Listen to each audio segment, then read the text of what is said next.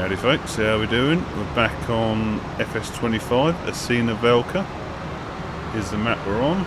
You see we've got the 7920 and the big pack.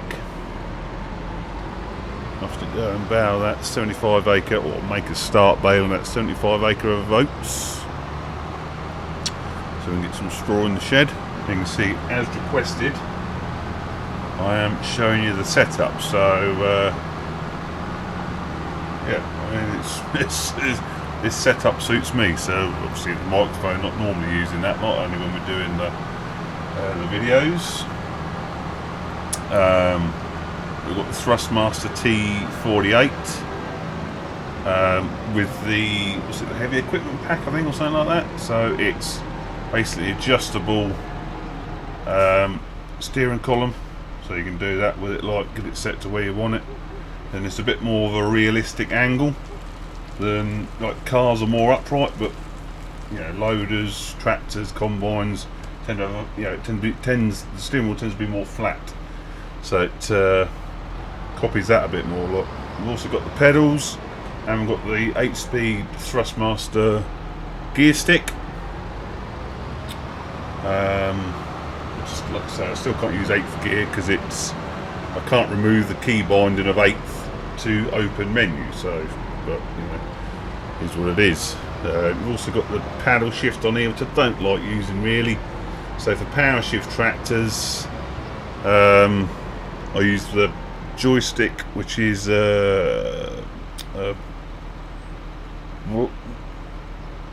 Velocity 1 flight stick. 2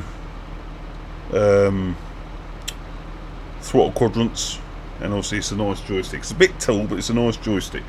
You can see it on there very well. But gears are mapped to there, and obviously up, down, and all the loader functions are mapped to that as well. I've also got an older joystick of mine, an old one I bought ages ago, which is a, what is it? Is it a Thrustmaster? Could be an old Thrustmaster. For when, like, I use that for when, you know, driving the digger, which I haven't done much of, like, apart from on FS22, I did a lot of digger driving on that, but also you can use it for, you know, the wood harvesters and that sort of stuff, because they're twin joystick as well, so there is that for that as well. Let's see if we can fire this bad boy up.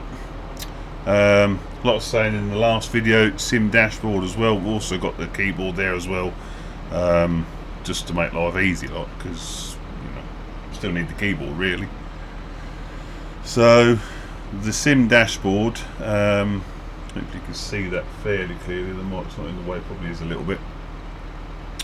You can just skim through different screens on that, whatever screens you want. That's a fence screen, like a standard dash screen if you want it.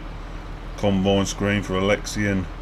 Again, a standard button screen, all different sorts of buttons on there, and then again another button screen. You can have whatever you want on there.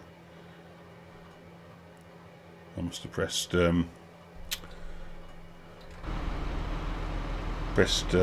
in. So yeah, lots of options. Again, it's really really handy bit of kit, that is. So can I actually fire the Baler up on this one or not? Select tool. Where is my PTO on this one? Definitely can on here, I think. Yeah, see, I've not. There's a load of options on it, like, but I've not actually.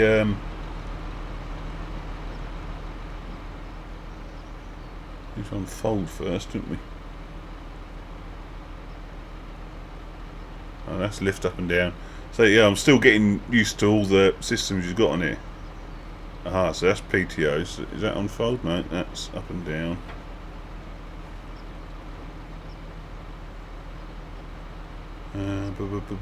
Oh, fold. Is that unfold?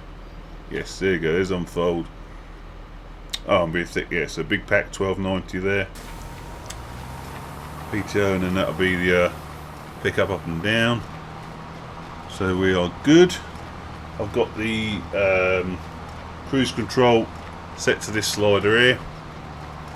So just pull it back to set. You can't use it like a proper hand throttle, so you have to kind of set it the way you want it, like that. So we'll go 6, and then we just activate with the button, and then we're off. But you can just adjust that on the fly, give it a little tweak, a little bit more realistic. And the cab, where we go on to head tracking, obviously.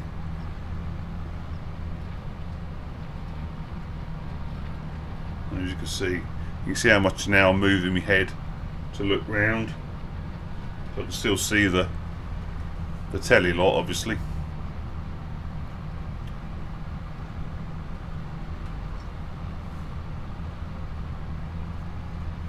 Now I wonder, can we get, this will be interesting, can we get the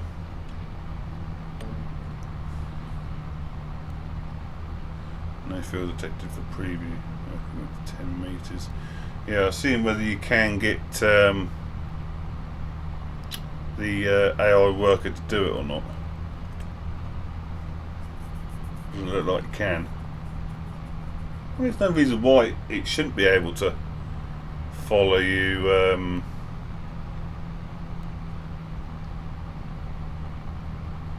I did cut the outermost one with a 10.5 metre header, but yeah, you sort of, wouldn't be much reason why it wouldn't, an AI worker wouldn't be able to follow these rows, you would have thought.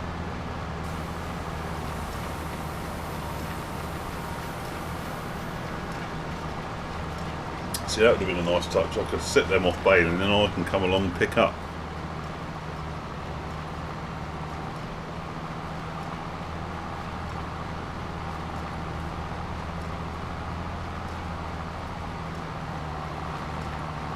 Yeah, 7.9, struggling a bit on the heels. We'll have to look at that after a few of the comments. Although I did see it on one of the mod sites, there is a crop destruction. Well, it's not really a crop destruction mod, but it does leave like wheelings. So you would, like I said in the previous bit, you would be able to see where this stubble is folded over from the machine driving on it. Of course, you can't see anything. Like, you would see a very clear track of where this outfit's been and where the combine's been as well, to be fair, and the trailers, the corn cart trailers or everything like that. So I'm gonna have to look into getting that just to give it a bit more realism. We produced a bow yet? We're getting there.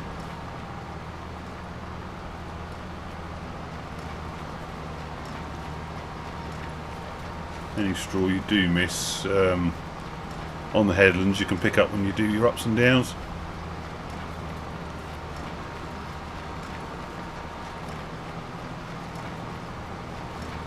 See what the physics like of this. What the physics are like of this dropping out the back. Yeah, fairly realistic because we're on a good side hill here, so that is fairly realistic of what it would have done.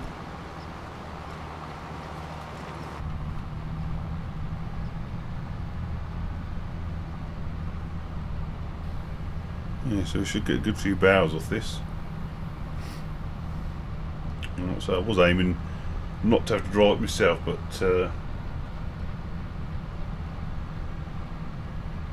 should we try just actually activating the work and see what happens? No. It's just going to give me a go-to, so we're still going as well. So we better get out of that. Yeah, so that's unfortunate. Although I do think obviously the AI working is a lot better this time. For someone that normally plays single player, having good AI workers is fairly well up there, lot. So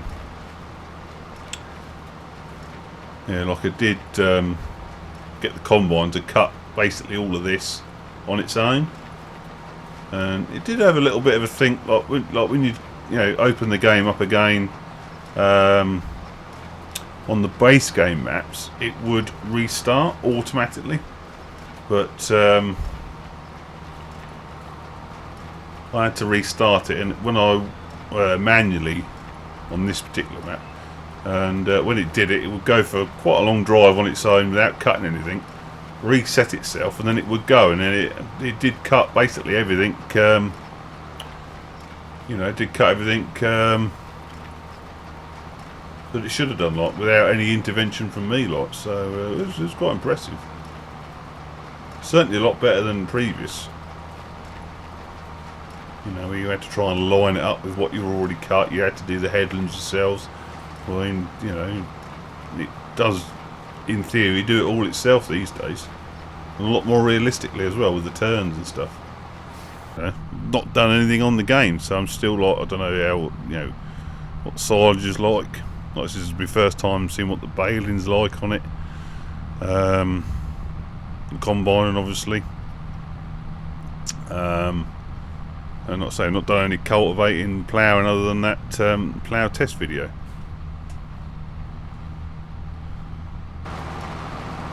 So we'll leave her there a minute. Let's pull her straight. Big stuff like this, you know, especially big stuff like big balers. Just turn her off. So that lifts the pickup up. Doing that all via the sim dashboard. Yeah, big stuff like this, when you're starting them up, you always want to be in line for the PTO. Yeah, the more angle you got, the more you'll put in the PTO and everything like that under stress. So in anything heavy, especially like a big baler, you want to be nicely in line as you start up. So yeah, 8310 on the front of the chaser. Obvious choice really for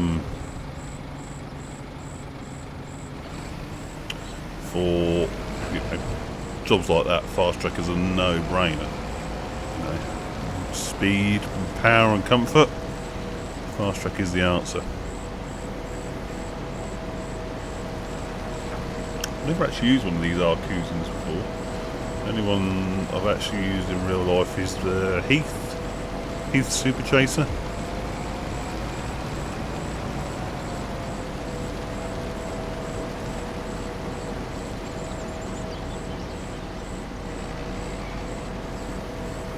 Yeah. It looks to be working nicely there, doesn't it? The bows look pretty good, to be fair. 1, 2, 3. Actually, this year got 6 strings. I think. Was it on FS2 I was looking? I'm going to get that, probably not. Yeah, on FS22 I did count the strings once, and it was like, got like 10 strings on it. I mean, like, come on, for a simulation game it is the little things that count. And like 10, it was at least, it was not even 8. Like, the Crone do an 8 stringer, so, but it wasn't even 8, it was more than that. Like 10 or 12, I forget exactly how many it was, but it was like, come on. And there are still a few little niggly things like that detail things that should be, should now far down the line we are. How many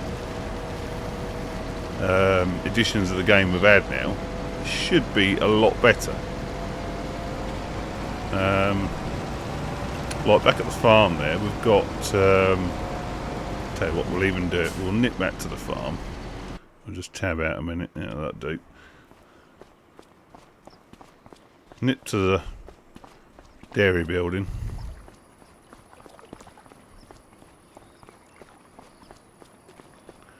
We'll nip in here. Whether anything's doing it at the minute or not, I don't know. This is one of the base game dairy buildings, so you'd expect it to be working correctly. Yeah, and there we go. Let's just hop over the thing. So this is a dairy building, right? So these are cubicles, which for some reason are set in a trough. These cubicles should be built up to that curb height there. It shouldn't be a trough like that. Anyway, these cubicles are where the cows sleep. these slats here, this is where the slurry drops through into the channel below and makes its way, you know, it'll end up in the slurry tank. You know, that's what these slats are. Oh, it's got up now.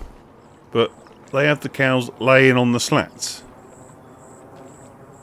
And, you know, not in the cubicles. I mean, it's little things like that. It's like, there you go, there's a cow over here, look. Not to say that a cow won't... oh, it's just... Let me go on. Oh, no, there it is. Not to say a cow won't lay down there, like. But in a cubicle house, they'll automatically... You know, cows will try and lay on a nice bit of dry straw, bedding, whatever, like. You know, if you've got a straw yard, and it's, say, partially strawed up and the rest of it's mucky, they will do their best to sleep on the dry, strawy bit. The same in a cubicle yard like this. They will sleep in the cubicles, not on the slurry slats. So, and again, another little touch is it's far too clean. There you go, sleeping on the slats. You know, there should be splashes of slurry everywhere. You know, it's just little things like that. I mean, it's nothing major, but it's like, come on, you know. Have you ever actually stepped foot on a farm? I'm hazarding the guess, no. You know. And the other thing, anyway, let's tab back to the... oh, I look too hard at that. Oh, where is she? There she is. Yeah, the baby animals, the ones that are like 6 months old. I tried some of them on a different map when I was trying a map. And they act as though they've just been born. As in, like, the first hour. So, you know, when calves are born, obviously you give them about half an hour, and then they'll be on their feet, wobbling around a bit, that sort of thing, very unsteady. But after that, you know, give them 6 hours to a day, especially like a day, they're not wobbly on their feet one little bit. And they've got the, I might actually, shall I just get some? We'll have a quick look. Do that, we'll get some. Park over here a minute. I know we're leaving jobs not complete, but it's necessary. See, now that is obviously not a newborn calf. Let's just reset itself there. That hasn't laid down, that's literally fell down. Yeah, looking at that, that'd be a good few weeks old.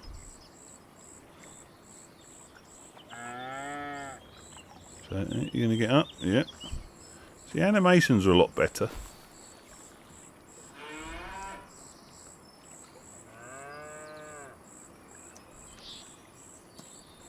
But yeah, I mean, look, what the hell is it doing there? And then it looks like a normal calf, running around, tail up.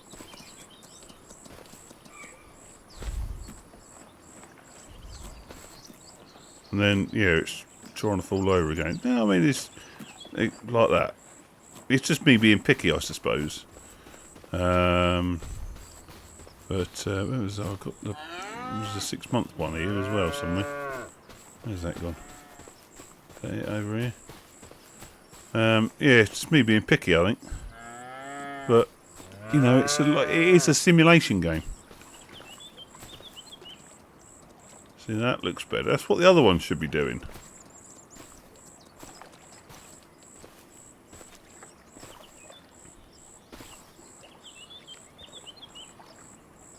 Yeah, that's not bad at all. That ain't really, is it? Get on then. Yeah, get on. Yeah, it's little things like that just could be better, I think. You know. Whether it's you know, it's a lack of industry experience or what, I don't know. I mean, obviously, you know, the programmers and all that sort of stuff, they're not farmers. But, you know, do they actually go out to farms and see how things work? You know, apparently not, because, you know, that cow's licking on concrete. Granted, I haven't fed them, not on the feed bag, but they should be eating from the field, like that one. Which is now, obviously, a good plus point. They never used to be able to. You used to have a grass field for them, and they didn't get any food from it. She's licking her nose, which again, nice and accurate. But yeah, at least now they do eat the grass, you know. Alright, so here we are, sports fans. Unfold this beast.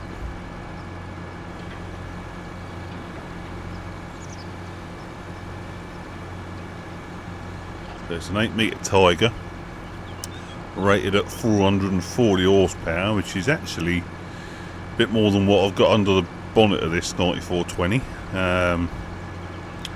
She's pumping out 425 horsepower. Could have gone bigger, but you know, 9420, she should be you know, more than capable.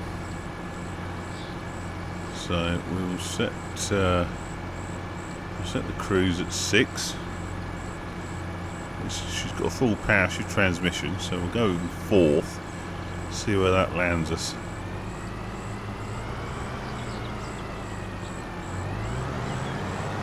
Drop her in.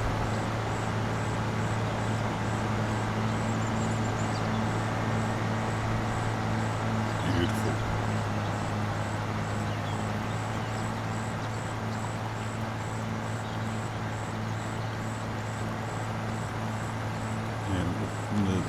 You know, the dirt particles and everything you get off the cultivators now is very nice. Still a bit buffery on actual putting the textures down, as you can see there.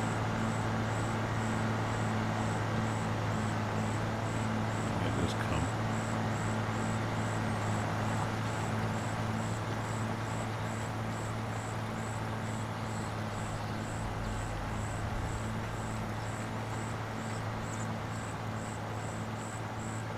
Obviously not multi-terrain angling it. I'll have to have a look to see how, I mean, someone commented on one of the first FS25 vids I've done that it's not that difficult to do. I'll have to look into it. Like, I'm sure it isn't.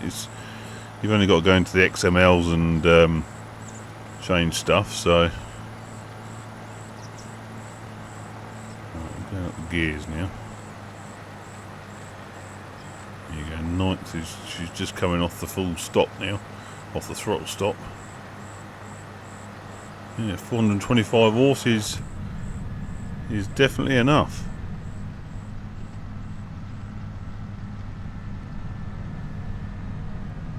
It's nice and realistic now. I mean, like we're jiggling about a bit. Does look good.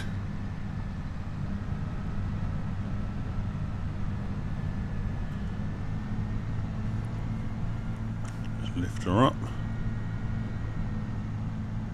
Obviously we can use GPS on this now. Well, obviously you could with 22 like, but you can use GPS, in-game GPS now.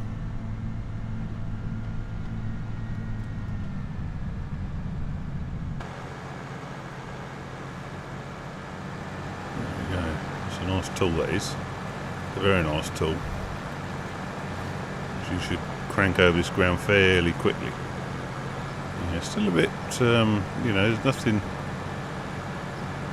I can do in settings to prevent that buffering like that. I mean, it was doing it on, when the combine was putting the rows of straw out as well, it was doing it as well. They would, I mean, look at that, yeah. Hopefully that'll get sorted in a future update.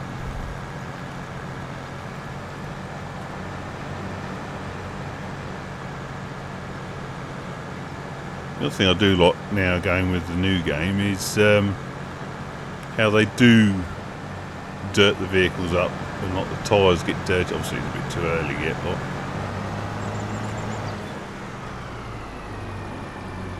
you can just see a little bit of dirt coming on it. It's a much more realistic way of them getting dirty. Well, I'm happy with that anyway. She's off. Yeah, there's like trailers. The front bottom corners of the trailers will get dirty now, rather than just like the trailer in general. And again, it's far more realistic because that's where the dirt will start.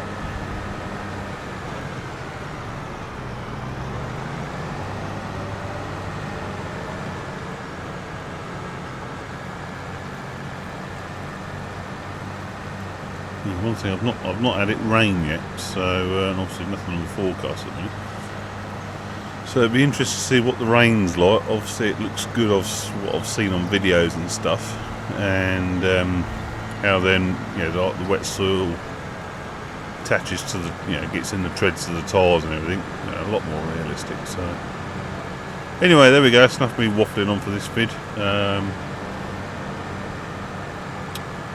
There we go. I hope you enjoyed that little vid. If you like what you see, if you want me to do anything in particular different, obviously when we get onto a proper map, probably Calmston, and that comes out for 25, I shall try and start a proper series. Start from almost scratch and work my way up. But did you like seeing the the setup mixed in with it now and again, that sort of thing? And I do have a question for you. Who out of the viewers likes or uses the clutch? Obviously you've got 3 modes for the transmission: fully automatic, where the game does everything; manual, where you change gears but without the clutch; and of course you've got the full simulation, if you will, where you've got the clutch as well, so you can stall the vehicles, which is how I play. How many of you actually use that setting with the clutches? Obviously you do need to have a pedal set that's got clutches, got a clutch pedal on it, But just interesting to know how many of you actually go to the bother of doing it like that.